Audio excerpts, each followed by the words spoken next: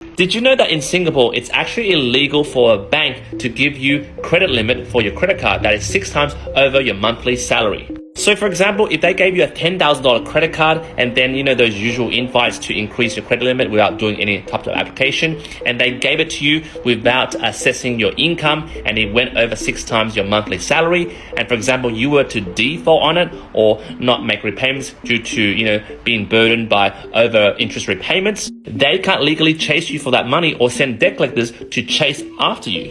According to the Monetary Authority of Singapore, MAS, like I said, unsecured debts cannot exceed 6 times their monthly income for the client that's applying for it. And once this 6 times limit has been reached, no financial institutions can be allowed to grant any increase in credit limits. If they don't listen, well, the client who receives the extra credit limit and spends all that money, well, the bank can't chase after them because they can't legally do it in the first place. And on top of that law, financial institutions cannot grant further unsecured credit card to borrowers who are 60 days behind on their credit card payments. I seriously think Australia should adopt this law like the Singaporeans. I speak to a lot of Gen Zs and millennials and they all get smashed by these type of credit card invites, First they start with 5,000, then 10,000, then 15,000, and I'm like, how did you get it? Oh, I don't know. I just pressed yes, they just gave me an invite. Well, what if there was a law in Australia right now that said all credit card providers, banks that issue credit cards that's over 6 times someone's monthly salary, and they went ahead and did it,